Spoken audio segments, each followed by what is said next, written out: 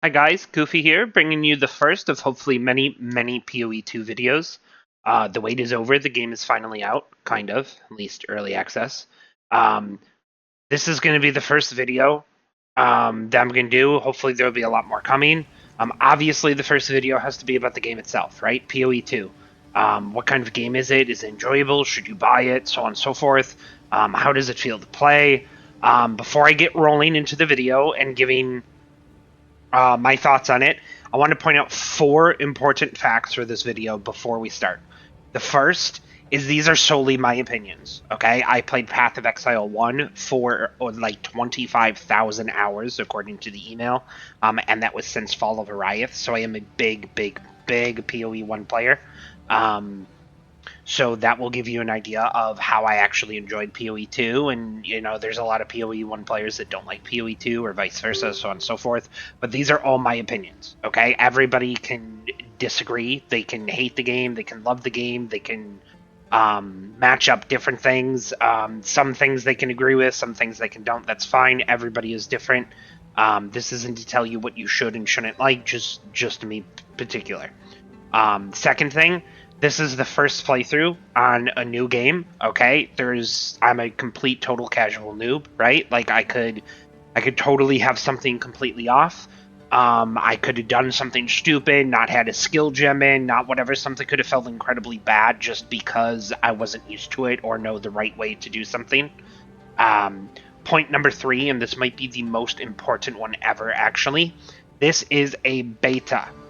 I don't know how many things I've seen on Reddit, in the guild, on Discord servers of people like complaining about this thing or that thing, or a balance, or this thing's not working, or this thing isn't explained great enough. Like, those are all valid points, but this is not the game. This is a beta test, essentially. Okay? Tons of things will be changed, tons of things will be tweaked and fixed. They've already put a big patch note out, which kind of messes up my list a little bit because there's a lot of things that they've agreed or changed or already. So we'll have to go through them one at a time. The last thing is, it's now been about 5 days or so. I wanted to wait until I completely finished the campaign. I'm not going to talk about the end game, the mapping, the waystones, anything like that so far. This is just like the game itself, the mechanics, the campaign, so on and so forth. And then again, we'll have to go through the list, and some things have been fixed. Okay. Now this video is just going to highlight a bunch of the things that I jotted down as I was playing through the game. As a brand new player, I never did any of the alpha beta tests. I watched very little information and reveals. I basically went into this game almost blind, besides for their main live stream reveal when the EA was coming out. So this is just a bunch of things that I got a little notepad list here to the side, and I'm just going to tick down them one at a time and give my thoughts on it. The first one, and the absolute best thing in this game to me, is the visuals and the monsters. Like, every area, every playthrough, now, sure, there's some balance things with certain skills and stuff like that, but there is so many new mob types, there are so many cool visuals, there's so many, like, it feels like an absolute awesome game to get in and play through and see all of these different monsters doing these different skills. I'm not going to really showcase any of them in this video because I just wanted to rail through these things, but the visuals and the monsters were absolutely, like, the best. The second thing I want to talk about is the first thing that kind of threw me off as I started playing is you can cast and your character can move like while you're casting. Now I started with Spark, which was a little bit weirder, but it's if you click to attack, you completely stop moving. This one you can actually kind of move while you can see without the map. You can kind of like move while you're casting. It's kind of weird. Like, it's different. I don't think it's bad. I actually think it's pretty positive, but it was definitely kind of a weird, like, whoa, what's going on? There is WASD movement. I didn't even get into it. I haven't even tried it yet, to be perfectly honest. I heard one or two classes it's actually better or feels better to play. I already have so many skills and so many tooltip to hit. I don't even want to think of having 4 more keys to use my movement. I haven't even looked at it yet. The next thing I want to go over is checkpoints. Checkpoints in the game are awesome. If you can see from the map here, we'll start at like Act 1. when you go to a specific area, this is actually the town. And I don't think there's one here, so it was a bad place to go to. They'll show like the map, it'll show like little every little skull is a mob type. The little plus means that there's something there that you can get. This one actually gives a permanent plus 10 cold res. But when you go to an area, we'll actually go to Clearfell. See if we can run into one super quick. There might be one right on the inside of the thing. You hit these little pillars that are called... Of course, there's not one here. I'm trying to think of one that has a checkpoint right before the thing. Anyway, you get these little tiny pillars that light up, and they're basically called checkpoints. So if you die, you can revive from the checkpoint, and it's kind of like an automatic like save. You can like leave immediately, and you'll load like right where you are, which is absolutely fantastic. Trying to find one really quick while I show you, but looks like one does not want to pop.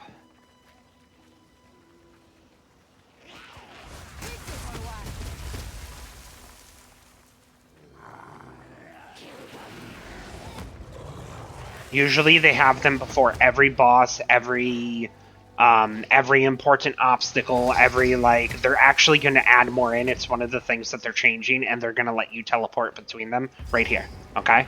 Checkpoint. It pops up on the map. It lights up the little pillar. It's super cool. I really like that. So all the events, all the things will have. So now if I die, if I leave, if I go back, there'll be like a checkpoint right here. They are, again, doing something, so you'll be able to manually click on this checkpoint and teleport to any other checkpoints in that area. That is pretty cool. Definitely different from the PoE 1 version, but I really enjoyed it. The map itself, we already went over a smidge. I'm actually going to go to my hideout here. I don't want to show too much gameplay, but load times are definitely kind of meh. There's a lot of people that are on, and the servers aren't the best yet, so load times could definitely be a little bit better. The maps themselves are pretty cool. I think this is going to change a lot as we go forward. It shows all the areas, Act 1. You kind of go through, you get the checkpoints. This shows all the underground areas. It shows all the little events in each area, which is pretty cool. So basically, you start off at 1. You start, like, this is the very first thing you start off, monster level 1. And then you know that there's a monster, the Bloated Miller, in the riverbank, because that's what it says. That's the riverbank. So you know, like, each area, what events and what stuff are there. It's definitely pretty cool. It's easy to follow. It's not too hard. All the acts are separated. It's a nice little system, so you don't at least like lose track of where you are. Some of these are definitely bugged, like they've been done and they're not grayed out. They're supposed to be this color, and then once they're done, they're supposed to be grayed out. Now, if they showed like a little red X like through the thing, I think that would be better. Hey, like this is done. Sometimes it's very hard to see between something that's grayed out and something that's not grayed out. A little like red X through it would be, kind of way cooler. But it is what it is. Maybe something will change in the future. Maybe it won't.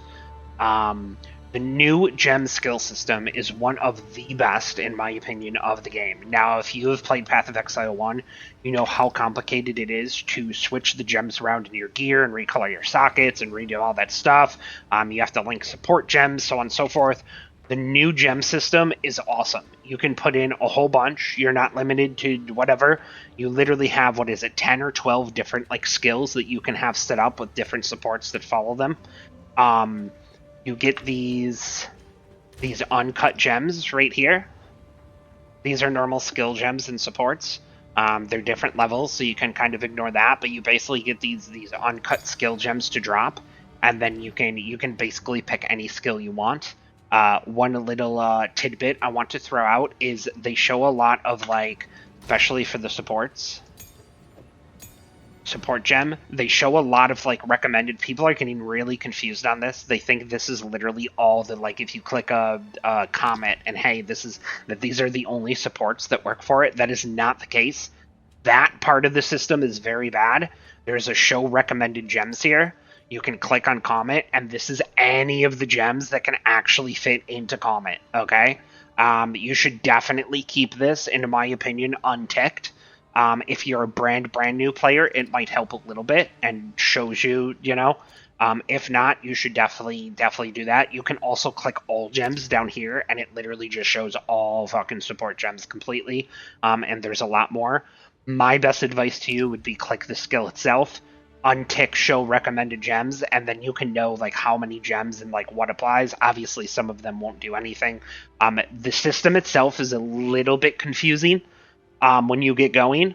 It's definitely different, but like once you follow it, you start off very simple. You only have 1 or 2 skills that you basically pick, and then you get a couple of support gems that you put in, and it kind of lets you figure out the system as you go. Support gems do not level up. You can interchange them by literally, okay, well, I don't want this one. I'm going to pull this support gem out. I'm going to put a different support gem in, so on and so forth. They're very easy to switch around. The system is way less punishing than it is in PoE 1. You don't have to worry about your gear and like swapping it out and then not having this. It's literally the gem system is completely standalone by itself. You can make new ones. You can pull them out. You pull one out. It has the support gems that come with it, which is super cool. And you can put them back in. The system is, I don't want to go too much detail, but the system is absolutely awesome.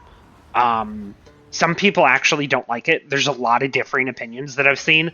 I've seen a lot of contradicting opinions on stuff, which is pretty funny to me. Like someone will write up and be like, "Oh my god, this is so bad. This is terrible. I hate this specific aspect." Blah blah blah blah blah. And then the next person writes up talking about how awesome it is. And like you look and you see both posts next to each other, and you're like, like good job, guys. Which just shows again, everybody values different things, has different opinions. I love this skill system, absolutely love it. Dodge roll, okay? Dodge roll is the next thing I want to talk about.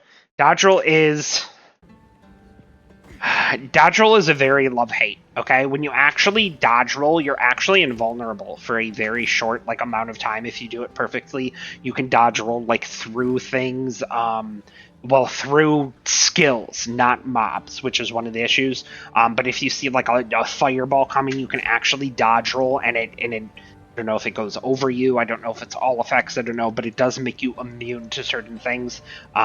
It's very nice, but it's kind of slow.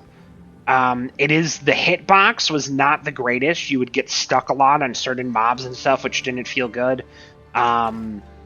And it's actually slower. If you can see, I only have like 20 movement speed on my character, which is pretty slow. The game definitely plays slower than PoE 1. I don't think it's necessarily a bad thing, but we'll talk about that a bit later. But the dodge roll is actually slower, like if you constantly spam it. So you have to use it more situationally and less running around. But the dodge roll is cool. I'm glad that it's in there. I'm glad that it's a free tool that you can basically hit to try to dodge stuff as you come across. I think that's pretty cool. Another thing that's kind of negative, which you just talked about a little bit, it's definitely slower. There's no utility flasks. There's no quicksilver flask. There's no phasing. Those two things together with low movement speed early on feels not great. There's no quicksilver, there's no movement skill, there's a blink skill that you get like way later, that's on like one of the characters and has a high int thing. There's a leap slam and a shield charge. Like I don't really know anything about those, but again, they're much later. So basically without movement speed in the beginning, you're walking like pretty slow.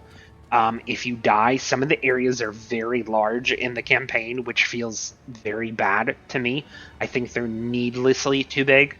That's definitely kind of a down thing. I don't mind it being slower. I don't mind Quicksilver and all that stuff. I don't like flask spamming to begin with.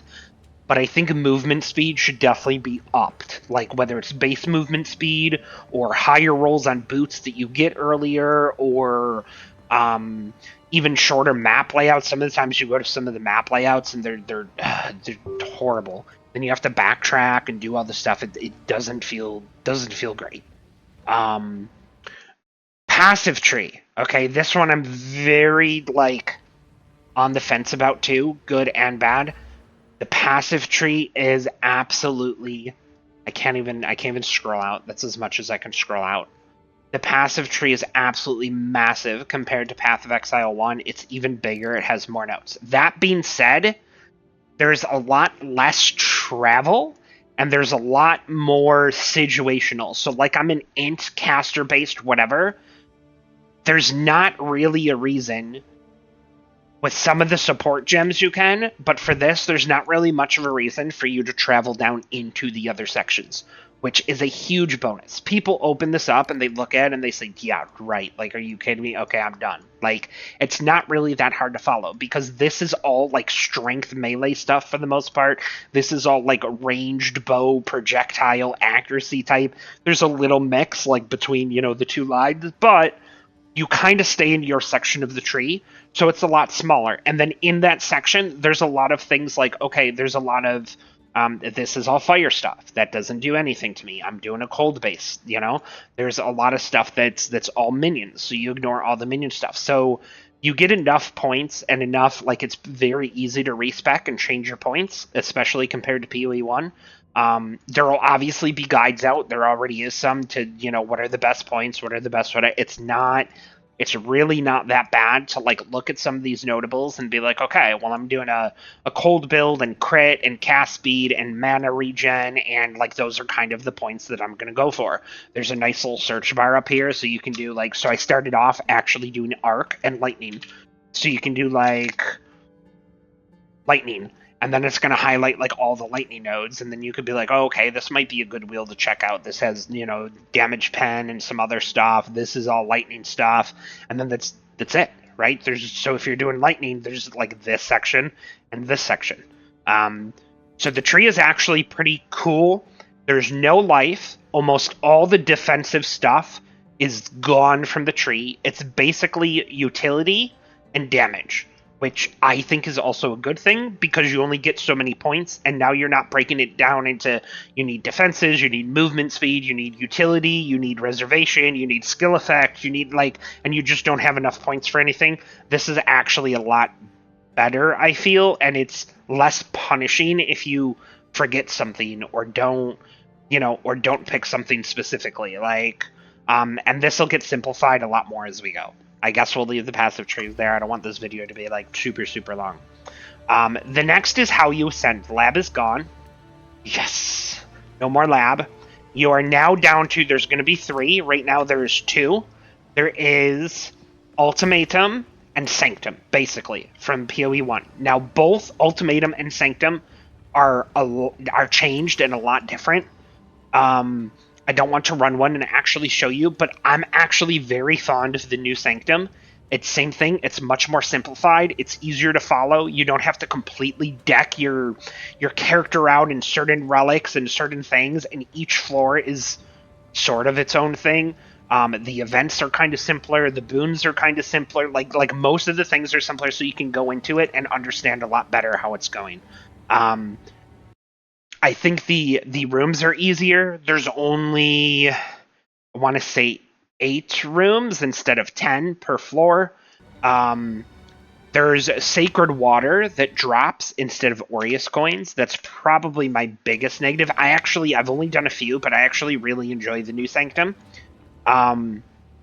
Where you get your ascendancy points is super confusing in the early access right now. There's like different states and different floors and it's kind of annoying. But I'm sure that'll be simplified like in the immediate future as we go. The first one you hit is actually, where is it?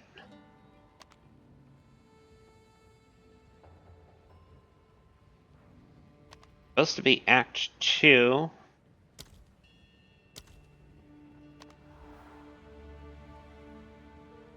Trial of the Sekimas. I don't know why.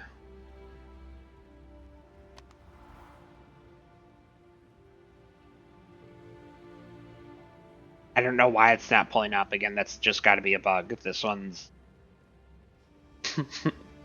this one's weird. Yeah, so it's supposed to be up here. I don't know. It's supposed to be that one. Maybe it's because it's an underground area.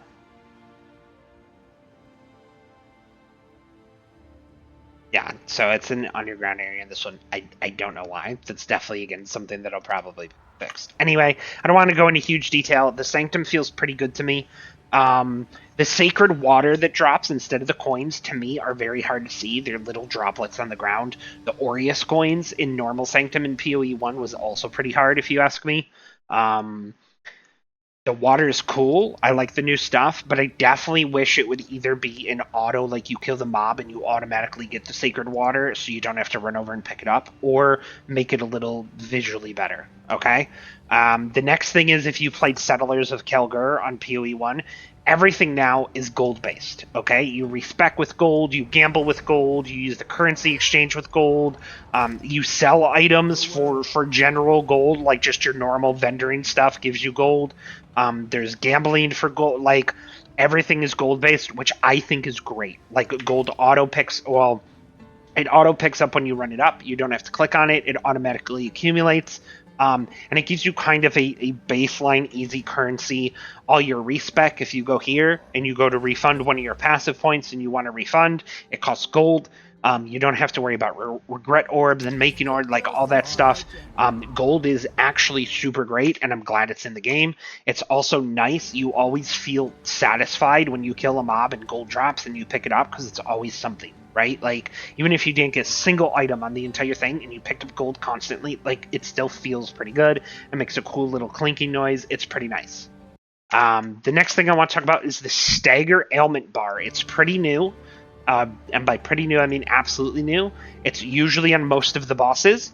You go to any of the bosses. I don't want to run one now. Again, it'll take too long. But you get to a boss, you get to a map boss, you get whatever. There is a bar underneath of it that is... You have the big old health bar up here, and it says the guy's name, and it's like a unique looking thing. And then underneath of it, there's a smaller thin bar, almost like your EXP bar here, and it shows the stagger ailments. The more ailments or stun or whatever you accumulate on it, it builds up the stagger bar, and then he gets either stunned or frozen or shocked or knocked down or how, whatever it is. And he's more vulnerable. He takes more damage. He takes whatever. I'm doing a pure freeze build with freeze build up, and it relies on the entire thing. You're freezing everything. You're freezing bosses. You're freezing rare. Like, it's really cool. I like it. It's an added little thing to combat. You don't have to wait and to like do damage. You can completely ignore it. You can do whatever, but it adds a little bit more to the combat, so it feels like combat's a little bit more engaging, which is really nice. Another thing that I don't like is magics and rare packs. In Path of Exile 1, magic packs are blue. If you're fighting a bunch of skeletons and you see a magic, they're like the skeletons, their bones and everything are actually fully blue. It's very easy to walk onto a screen and be, boom, here's a magic pack. Boom, here's a rare mob. Boom, here, whatever. This one, they look absolutely almost the same, minus like an aura or something that might be going around them. But when you highlight the name and the little health bar that pops up above it, the text is blue or yellow based on rare. It's okay. It works. It's probably slightly more realistic. I like the other way better. I like walking onto a screen and seeing 50 monsters and seeing 4 blue monsters over here and being like, okay, look, there's a magic pack. Boom, here's a rare pack. Not running and killing and there's one tiny little like imp or quillbeast or something and it's yellow and it's rare and it's doing 10 times more damage and I don't even know because I'm running on the map and it just looks like a normal quillbeast. I don't like that at all. I hope they change it. I don't think they ever will, but it's something that I definitely like the old way a lot better. Flasks and charms, okay?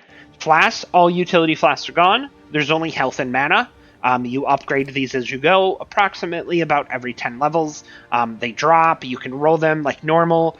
This is much, much more simplified, and another thing I'm kind of on the fence about. I hated flask spamming, but I'm glad that utility flasks are gone, and I don't have to worry about rolling 5 different flasks and getting this one to give me these mods. Instead of utility flasks, we have these charms. I actually have 2 charm slots locked. You can only unlock them by rolling extra charms on your belt. They basically have certain conditions. I have a whole tab here I can show you. I'm picking everyone up. I don't know why. And they have different conditions where the charm is used automatically when you take lightning damage, cold damage, when you're poisoned, when you're ignited, when you take chaos damage, when you become stunned, whatever. It basically makes you immune to that or gives you reds to that hit for a limited amount of time, and you have to get charges. I've used these very little. I only have one charm, and mostly I ignore it. I think in the end game, once you're doing maps and stuff, I think it'll matter a lot more. You can have one that makes you like immune to freeze, one that makes you immune to bleed, and then one that like I don't know, immune to stun or ignite or whatever else seems to come in handy like later on is unaffected by slows. I think that's trash, but who knows. um and you can basically have conditions and hopefully enough charges where basically every time you become stunned, it makes you stun immune. I would hope that that's the point that you get to. So you kind of roll the charms, you get them, you put them in, you have your 3 charm slots. It could be a little bit better. There could be a little bit more. They might, again, balance. They might make them last a little longer. Most of them only last like 3 seconds by default. I don't think that's a very long amount of time. But it's nice, again, like, for example, we'll just use the freeze one, which is... I don't even know if I have... shock, slow, right here. Immunity to freeze. So you can basically put it on. Now these aren't even rolled. You can put them on, and basically if you hit a strong box and you become frozen, it's the only time I think I've been frozen since I started playing was one strong box that I hit. You instantly become unfrozen. That's kind of cool. The system is definitely kind of cool with charms, although I think there's a lot more they could do to it. The amount of items dropped is a huge discrepancy on forums, on the discords. People are talking about it a lot. There is significantly less items dropping. There's less currency. There's less currency to use. Alt spamming is gone. These are all your currency items. Literally, there's that's mirror, so we'll ignore that one. There's like 10 currency items, basically. These are your little quality currencies. These are just shards. These are runes, which you can ignore. We'll talk about later. And then these are things for upgrading your gems, GCPs, and glass blowers. Basically, you have that's your currency. You literally have like 8 currency items. It is way better. Some people hate this. Some people loved alt spamming and scouring and doing all this stuff. It is way easier to understand things in the game now. It is way easier to realize what you do to items. It's way easier. You literally have like trans aug, exalt, regals, and that's mainly your 4 crafting things right there. That's what you do to your items. It's way less punishing. It's way easier to understand. Some people absolutely hate it. They are already tweaking things. I hated Path of Exile 1, where you do a single map and you do encounters on top of each other and you go and there's literally just thousands and thousands of items. It was terrible for the servers. It was terrible for performance. It was terrible for, like, what's the point of dropping all that crap on? This is way, way better, significantly better, in my opinion. Some people hate it. I absolutely love it. I'm not going to go into detail on how to roll and all that stuff, but I absolutely love that there's less items. There's definitely a few situations, especially during the campaign, where it was maybe too little or drastically need improving. Like you kill a boss and he drops like 2 piles of gold and a blue item, and you're like, that was a boss, really? Like, that's been fixed, that's been changed. They drop at least 1 rare, so on and so forth. Rares are way lower. I actually love that it's more simpler. We're already talked about no alt scours chaos. You can't like change a base or go back like, oh crap, I rolled a bad mod, I'm going to scour it and start over. You basically have to find a new base, or get rid of the old bay and just wait till another one drops and go from there. Next thing I want to talk about, bosses. Bosses are absolutely awesome in this game. There are so many bosses. There's 50 or something now. There's going to be over 100 once they do the other 3 acts.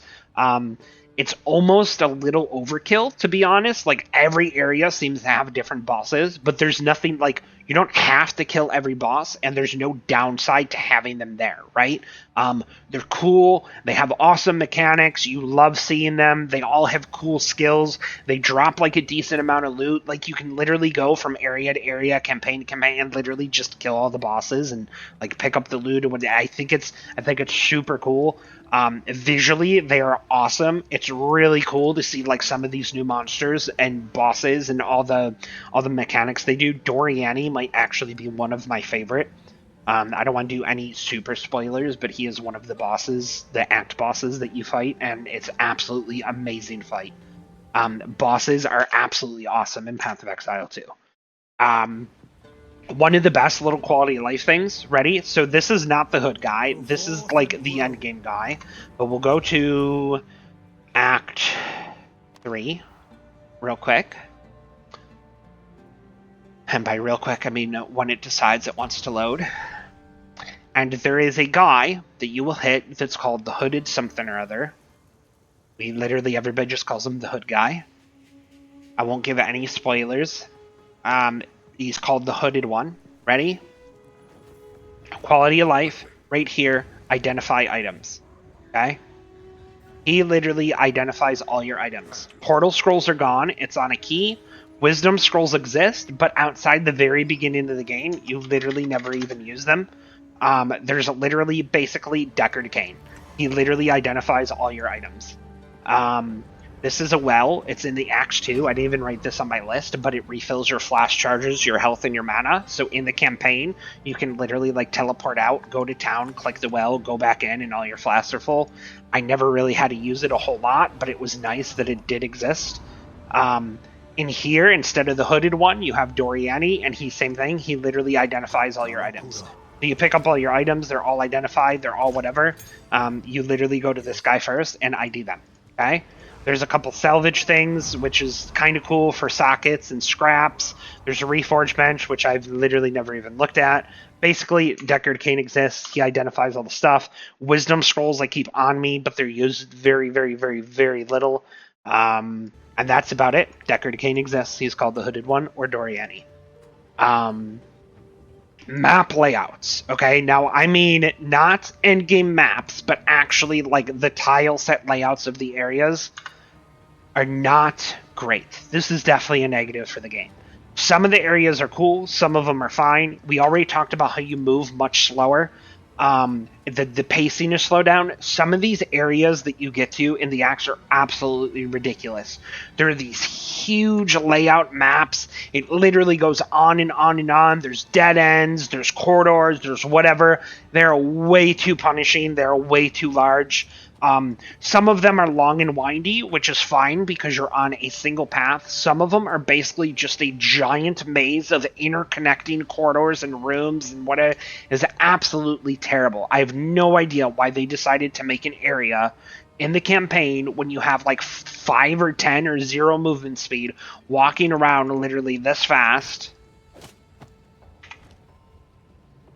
My guy's bugged out. He's moving so slow. Maybe it's latency. Yeah, my latency's messed up. I don't know why. There you go. If it could stop lagging. It's never even done this since I started playing. I don't know why it did that after I pulled my boots off. But that's how fast your character moves. To give you the general idea without having any movement speed. And now the latency is going up to thousands again, and it's going to kick me out. 7,000, 8,000. Zoom! Yeah, it's got to be something with the server right now. Anyway, like that's how fast your fucking character moves. So doing that and having a giant map tile set that you have to like run through and backtrack and you die and what it like it feels really bad, honestly. Definitely too long for no reason. Next thing I want to talk about, which is one of the biggest turnoffs to the game for me personally, when you die. They are changing this a little bit. The checkpoints are a little bit better. When you're going through the campaign and you die, any loot that is on the ground disappears. First off, in my opinion, that should never happen. Literally ever. Not a single time. If you fight and you kill a monster and loot drops and then you die, that loot should never disappear as long as you can, like, go back and or as long as you don't like go to your hideout and AFK for an hour and then go back and the instance is gone. Like that's fine. But if you die and you resurrect immediately and you go back, all the loot is gone. The monsters also all revive and reset. Like it's basically like the entire instance is wiped and you start over from the checkpoint of where you were, but all the monsters are revived again and all the loot is there. There's actually a couple times too where I killed an act boss in some of the later acts here of like Cruel, Act 2, Act 3, whatever. I killed the boss as I died. He dropped the loot, and I was dead. I couldn't get it. And then when I revived, the boss was still dead. I got the the credit for the quest, but the loot was gone. That should never ever happen. Why they put that into this game, I couldn't even tell you. It literally makes no sense whatsoever. That is definitely something I think they should get rid of, and it's definitely something I think they will change or get rid of unless they're very, very strong feelings for whatever reason against it. It is my biggest turnoff, hands down, to this game, like so far. The dying and the mobs respawning. Um, we already went over the movement. There's a delay on curses now, which feels bad, but I don't even use curses, so I don't really know a lot about it, but it's kind of annoying compared to how old curses worked in PoE. I kind of liked having a giant AoE circle where you could just cast. Now it's much smaller, and there's like a delay.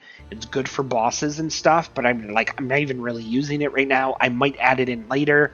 We'll have to see. Required level of items. This is something that, looking on trade and stuff, I don't know if this was a bug. I don't know if it was something that was fixed. This almost had anybody that played Diablo 4, where the required level of an item was almost what the item level was. Now, these ones seem off or lower or close to. I don't know. It used to be tied to the mods in PoE 1. So this is a perfect example of something that dropped, like, as I was going through. The required level was matching the item level. Okay? I don't know, again, I don't know if I was looking at something wrong.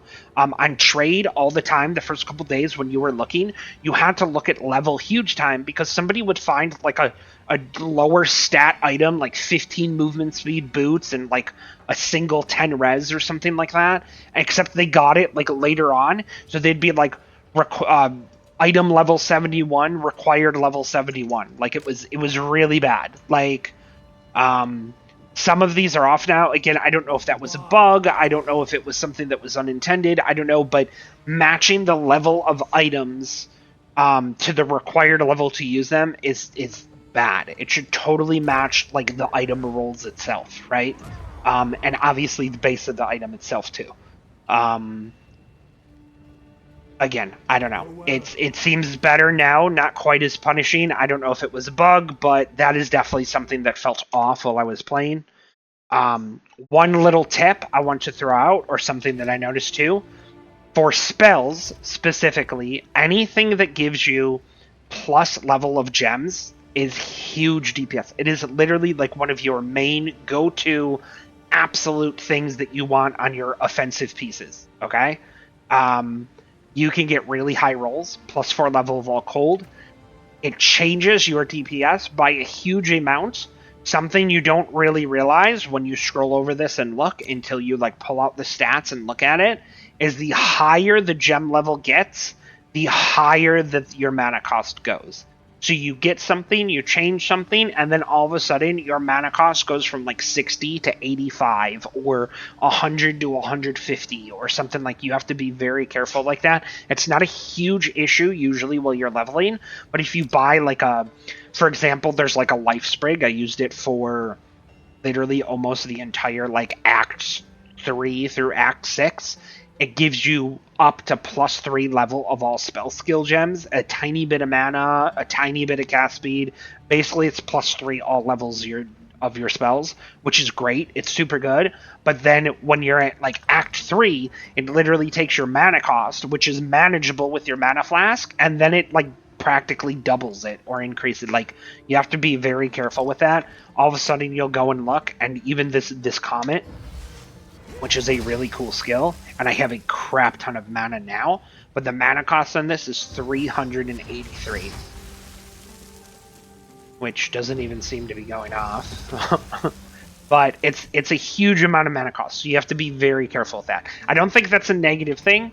Your support gems still have a cost multiplier. So if you have a level 1 gem and it costs 10 mana, and then you have a 120 multiplier, it's going to cost 12 mana instead of 10. That's fine. But the higher the gem gets, the higher that multiplier like affects it, and then all of a sudden, a 90 mana cost thing goes to... It's not going to show in this screen. It's going to show in this one.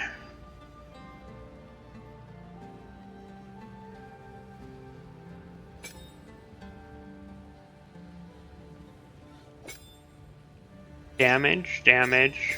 I know it shows in these down here.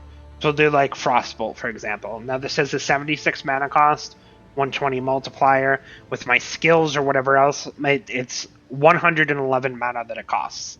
I pull out one of these support gems. Now it costs 92 mana. Okay? So it works the same as PoE 1 with the support gems and the multipliers. You just, the higher the spell gets, which is also the same as PoE 1, it's just a lot harder UI-wise to see in-game. Vendors is another thing. So they added vendors to all the acts where you can just buy items. These can be super cool, especially while you're like, look at this one right here. Just while you're leveling, this stuff pops up all the time. You'll be running with an absolute garbage piece of gear. It'll be like a blue with like one mod on it or two mods, whatever. Check your vendors when you level. Check your vendors when you go to town. It's not like I would make a point to actually go to the vendors and do whatever, but it is really nice. Some of the gear pieces that you can get for some of the, now these gold costs are really high, but I'm a much higher level, much higher. When you're leveling, it's not, again, paying 3,600 for something that I got 400k is not a huge difference, and a +3 level gem could literally be game changing for you. So absolutely, look at this one, +4. Might actually buy that just to aug it to see if anything pops out. +4 is huge. +1 level of all. Okay. Check out the rares. None of them super good. But keep an eye out against something like that. +4 level, literally one mod, complete. That could be complete game changer while you're leveling. We'll actually craft this a bit later just to see what it hits. Support gem system we already went over. I must have wrote it down on here twice. The suggested options are still terrible.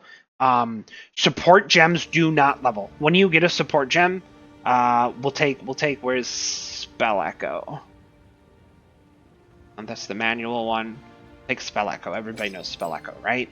You have 3 choices. When you get gems that drop, you get support gem that can be up to level 3, support gem that can be up to level 2, and I actually think I used all my ones. There's only like 3 levels of support gems. That's it. There's certain level requirements to hit each one, and each like upped level is a little bit better. You can see if I actually go to a skill, let me use one of these. You'll have like tier 1, tier 2, and tier 3, and basically the higher tier support gems are supposed to be better. Comet, tier 1, tier 2, tier 3. Now some tier 3s are bad, some tier 1s are good, so on and so forth, but they have different level requirements. So you can't get, like, Ellie Focus is a tier 3, so it's not something that you can get like when you're lower level. It comes much later. I don't know what the item level, it might be like 50? I don't think it says on the actual support gems themselves, but put my Spell Echo back in. But support gems do not level, which is super cool. So the second you get that support gem and move it around and pick, like, you have that support gem. You can't quality them, you can't whatever, boom, they're done. The second you get a support gem, you have it. Like, you're good. General difficulty of the game. This feels not great to me. Especially through the campaign, if you don't have a good build or good gear, there's a ton of players going in. I'm a super noob when I'm first starting out and going into things. I have no idea if I had something wrong on my character, on the class. Did I not do items right? Did I not do skills right? I have no idea. It's not like I had hit any huge walls where I literally just couldn't advance. But the whole campaign and having very limited items and very little, like, it did not feel super great to me. A lot of this is because it's a new game that'll get better as you go. But, like, in the beginning, overall general feeling, I feel like it's heavily punished for at least the character I was doing and the skills that I was doing. And I don't know why they try to make campaigns, I don't want to say so difficult, because you can definitely go through and manage it, but not great. If you die, it's not a huge thing either. Like, you res and just go again, but it just, I don't know. I felt like the difficulty was too high, especially this is someone coming who spent 11 years playing Path of Exile. It's not like Path of Exile, even if it's the second game, is new to me in general. So imagine being a new player who's never played an ARPG or never did what it felt very punishing for no real reason. They could definitely ease up on the difficulty a bit, I think. The rune system is kind of cool. It's basically these little things here. They're they're gems basically that other games have that you can socket into your gear, and they help a little bit with mana, life, resistances, a little bit of damage. These I think could use a lot of work, and they're definitely kind of underwhelming, especially early on.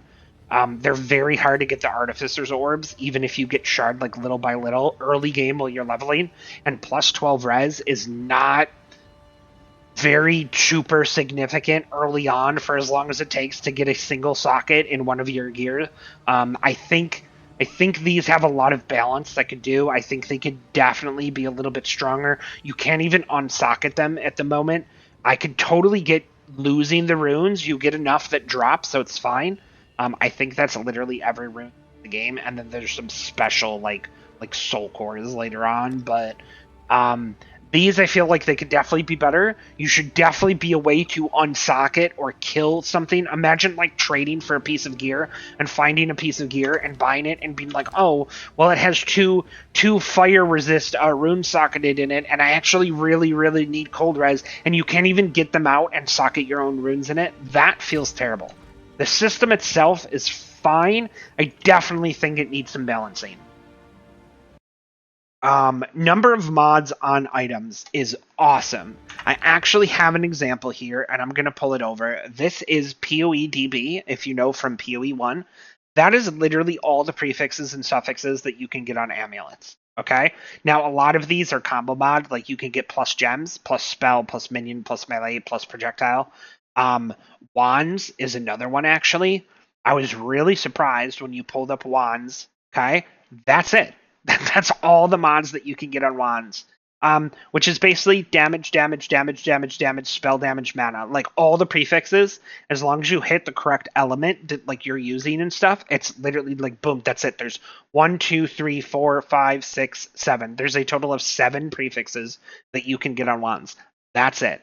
Now again, something like this, you can get one of the prefixes, you could get fire or cold or lightning or chaos. So I guess that technically counts as like a different one too. But like you constantly get these mods all the time on every wand.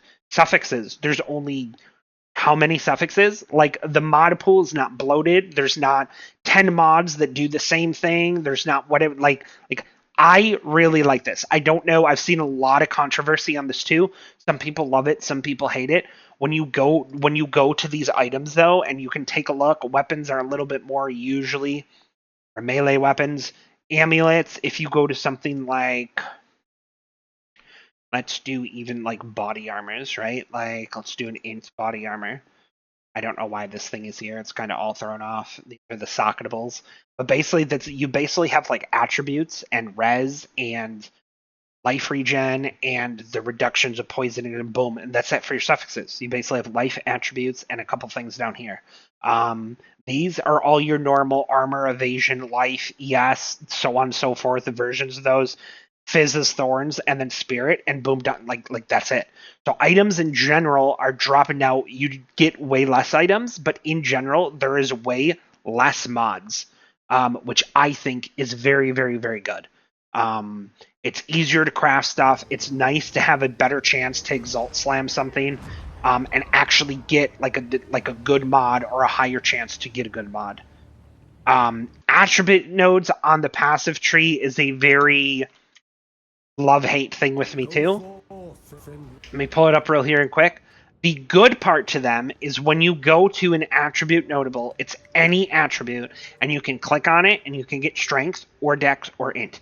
This was an amazing change. If you need dex or strength as an int-based character, whatever, you can grab a couple of them. You can respec them easy enough. You don't have to unspec all the points that come up to it. You can literally like take this node, refund passive, and change it from int to dex or whatever. It's super nice. It's super easy to do that. That being said, they were reduced to +5. Later on in the game, this isn't so much of an issue. You get a little bit of attributes on your gear, but way less than you would, well, normally, especially while leveling. And some of your things, like I am literally level 72 and I have 14 decks. And I think I actually have plus on one piece of gear somewhere. Plus all, yeah, 7 all attributes, which means without, I'm literally at 7 decks. There might actually be something else that gave me decks. I don't even know, maybe not. Strength int. So without that, I literally have 7 decks on the whole. So when you're leveling and you need 30, 40 dex or strength or whatever, and you're at 5, like this feels really bad. I don't know. I don't feel like there's a huge point to lowering these to 5. I love how you can pick and choose. I love how you can respect them. I don't I don't like how they're only 5 and super early in the game. It is incredibly hard and difficult, especially if you do like hybrid on your armor and you're doing like armor evasion or something. You need strength and dex. And early in the game, you just like you can't have both. Like it's very bad. I hope that gets fixed or adjusted at some point. Attributes definitely did not feel super great. A great thing about the game, pausing the game. So if you're pausing, you're in the middle of combat, whatever, you open the passive skill tree, not the skill gem tree, but you open your passives, you hit escape, gain pause, like it automatically pauses everything that's going on around you. You can AFK, you can pick up the phone, you can go to the bathroom, you can do whatever. It's just better. Pausing the game is so good. Sanctums, we talked a little bit earlier. I don't know why it's so laggy and choppy. Something must be going on. I haven't had any of those like latency issues like since I've been playing for 5 days. Maybe a random spike here and there. I don't know if it's my internet. I don't know. I have no idea, but definitely don't feel good. Sanctums, same thing. You use these little things to go into the new sanctum, basically the little trials of Sekima or whatever it's called. You can literally there's an option when you pull up the thing. You can literally pull it up and just click like leave, and it saves your state and progress. So you can pause, you can leave, you can. It's super nice. Another awesome thing about the game, the new spirit reservation system. 10,000 ping. Maybe it's fine. No, that was finally gonna drop me. The spirit reservation system is basically your new way to use auras, whether they're heralds, whether they're cast on freeze, cast on crit, cast on shot, whatever. I have Arctic armor on, cast on freeze. Later on, I'm actually going to have Archmage, which is a reservation. You get a certain amount of spirit. If you do all your quests in the campaign, you get 100, but you can get a roll on your armor, you can get a roll on your amulet. There's an amulet base type that gives spirit. I didn't really see any spirit on the passive tree. There might be a couple other ways or a couple ascendancy classes that have stuff or whatever, but you can basically use your spirit to reserve your thing, which means you're always using your mana to cast your skills. Always. There's no reservation. It's always there. It's always just to cast your skills. That system is absolutely awesome. Again, some balancing can come with it. Maybe they'll give a little bit more spirit. Maybe they'll give a couple. There's still a lot of support gems if you look at this. Let me actually go to my stash if the stupid character will actually walk over.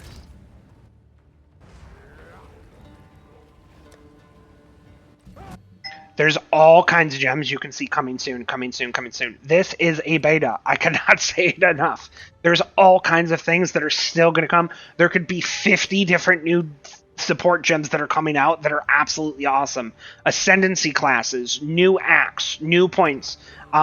There's 24 points. I'm assuming since we redoubled Act 1 to Act 3, you'll probably stay at 24.